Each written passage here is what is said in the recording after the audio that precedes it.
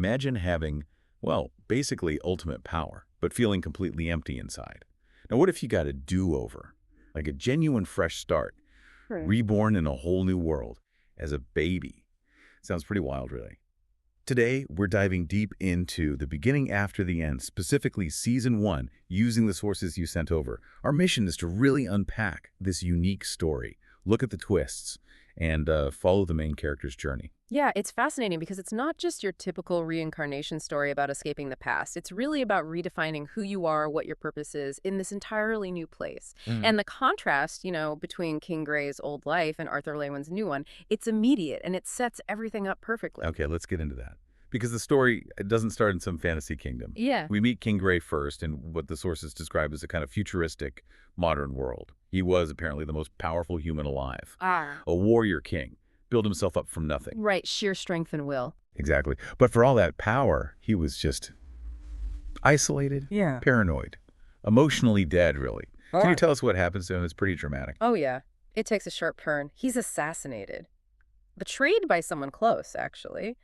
And as he's dying, he's just thinking about how empty his whole life was, which, it really makes you think, what's the point of all that power if you've got no connection? Yeah. No real purpose beyond just holding on to it. That's a huge question. Yeah. And the answer the story gives is unexpected. He doesn't just fade away. He wakes up as a baby. So how does that specific setup, this powerful but empty king reborn as an infant, how does that immediately shape Arthur Lewin's path? It's completely foundational. He's reborn in this world, Dicothan. It's got magic, dragons, elves, dwarves, these things called mana beasts, totally different vibe. And crucially, she's born into a loving family, something King Gray never had. Right. So that pivot right there, it sets up this potential for redemption, Yeah. for connection, for finding a real purpose, not just domination. It's such a stark contrast to his past life, even though he remembers it all. And that's the kicker, isn't it? He keeps everything, all the knowledge, the memories, the combat skills from his old life. Can you just imagine being a baby, understanding everything people say, maybe even secretly starting to, train your little baby muscles with the mind of a king? It's wild to think about. And he lucks out with his parents this time. Reynolds Lewin, former adventurer, now a guard, and Alice Lewin, a healer, described as gentle but capable.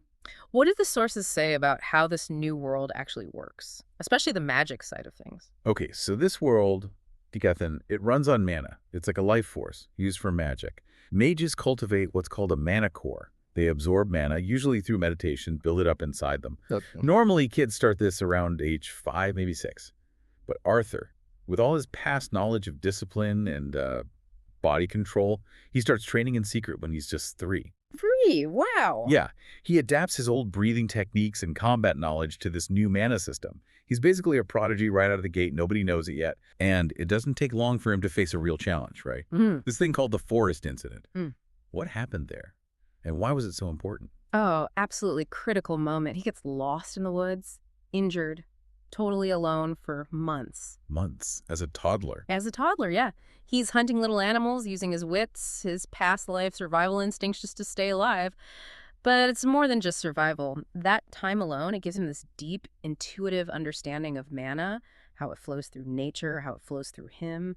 Eventually, he finds this cave, a mana beast den, and he just meditates for days. Yeah. And then, boom, he awakens his mana core. And this is way earlier than normal, you said. Way earlier, like historically early. The sources even detail the core stages: black, then red, orange, yellow, silver, white, each one a massive jump in power. So this awakening, that's his official transition into being this, unprecedented magic prodigy. Okay, so he survives months alone, awakens his core. How does he get found? He's eventually found by elves. They take him back to their kingdom, Eleanor. Ah, the elves. Right. And there he meets some really key people. Virian Erlith, he's the former big commander of the Elven army, and his granddaughter, Princess Tessia Erlith. And he forms a connection with them. A strong one, yeah. Especially with Tessia. He actually saves her from kidnappers at one point. Really? Even as a young kid? Even as a young kid, leveraging his skills. So, as thanks, the Erlith family, Virian mainly, offers to train him properly. And the training he gets there, according to the sources, is pretty advanced stuff. It sounds like it. Virian teaches him high-level magic theory, helps him refine his core progression, and they find out Arthur isn't just any mage, is he? There's something special. Exactly. He's got an affinity for multiple elements: fire, water, wind, earth, and lightning. All of those. All of them, which is extremely rare, puts him in a whole different league. Plus, he starts practicing something called Beast Will Enhancement, another rare magical martial art. Okay, so he's stacking up rare abilities, but then there's also this bond he forms. Something about an egg. Yes.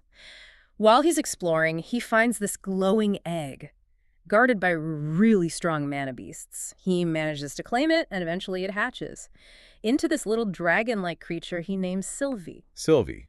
And she's not just some pet, right? Definitely not. The sources identify her as a Sylvian, a divine-class mana beast, and she forms a symbiotic bond with Arthur. This is, again, incredibly rare. Symbiotic, so they share things. They share power, emotions, even mana.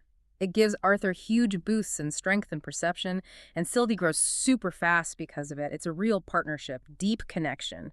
Reflects that theme of finding connection he missed as King Grey. Wow. Okay, so after, 2 years in Elenoir, getting this intense training, bonding with Sylvie, he goes home. He does. Returns to his parents in Sapin, the human kingdom. They're obviously shocked he's alive, let alone so much stronger. I bet. Does he tell them everything? He keeps most of his power secret, but, word starts to get around that this kid is talented. Very talented. So talented that his parents decide he needs formal training. Exactly. They decide to send him to Xyrus Academy. It's this prestigious place where mostly noble kids train in magic and combat. And Tessie's there too, or heading there? He reconnects with Tessia, yeah. Yeah. She clearly has feelings for him. But Arthur, well, he's got the maturity or maybe the emotional baggage of an old king. He keeps his feelings pretty guarded. Right, that internal conflict. But they don't just stroll into the academy, do they? There's trouble on the road. There is the bandit ambush. On the way to Xyrus, his family gets attacked. Slave traders, mercenaries, they're trying to kidnap Arthur and his mother. And how does Arthur handle this? This is where you really see the contrast we talked about, power versus purpose. He just unleashes, takes down these adult warriors easily. It's actually kind of terrifying even for his parents to witness. But there's a but, isn't there? There is. The crucial part for his whole redemption arc is his discipline. He has the power to kill them all easily. King Grey probably would have. But Arthur chooses not to kill the ones who surrender. Okay, that's significant. It really is. It shows he's not just more mature than his age. He's actively choosing a different path than his past self. Using power differently. Protecting, not just destroying. It's a huge step away from being King Grey. That really does highlight the change. Okay, we've seen Arthur's personal journey kick off in a big way. Well, Let's zoom out a bit. What do the sources tell us about the world itself? Decathlon's mechanics. sure. So big picture. 3 main races we know of. Humans in Sapin, elves in Elenoir, dwarves down in Darv. The mana system, we covered that absorbing mana, cultivating cores through those color stages. Black, red, orange, yellow, silver, white. Right. And there are different mage types. Elementalists, conjurers, augmenters, people who enhance their bodies. Arthur's actually both an elementalist and an augmenter. Which is also rare, I assume. Seems to be, yeah. And then there's the whole system of beast wills absorbing power from mana beasts and bonded beasts like Sylvie, giving huge advantages. Plus, you've got adventurer guilds, these big academies like Xyrus. It all hints at a complex society, maybe some tensions brewing between the kingdoms. Definitely sets the stage for bigger conflicts. Okay, so looking back over all of Season 1, this whole foundation, what are the main themes really driving the story so far? Well, connecting all the pieces, this sources really emphasize 4 key things for Season 1. First, definitely redemption. Arthur is consciously trying not to be King Grey. He wants this life to mean something different. Makes sense. Second, family. Discovering that warmth, that protection he never had, it's become incredibly important to him. You see him act to protect them constantly. Yeah, absolutely. Third is power with purpose. It's not just about getting strong, it's about why he's strong.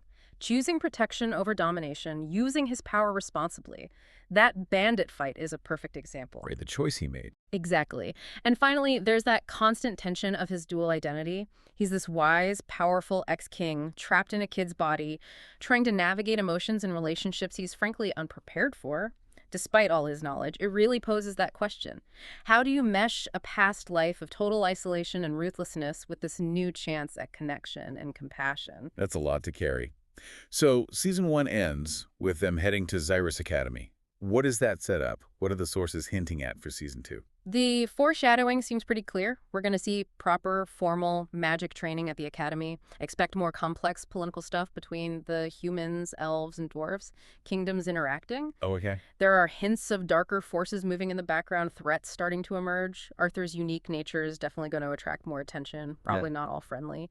And the sources mention the introduction of Elecria, that's a whole rival continent, and the looming possibility of a great war between the kingdoms of Dicothin. So things are definitely scaling up. It sounds like it. Wow. So this deep dive really shows that the beginning after the end, Season 1, it's not just another transported to another world story, that isekai genre. It's really carefully building this world, this incredibly complex character, laying the groundwork for, as the sources call it, an epic saga. Absolutely. It stands out. It's a story about getting that second chance, sure, but also about potential and about learning that true power, maybe isn't just about strength. Maybe it needs compassion to actually mean something. So for you listening, here's something to think about.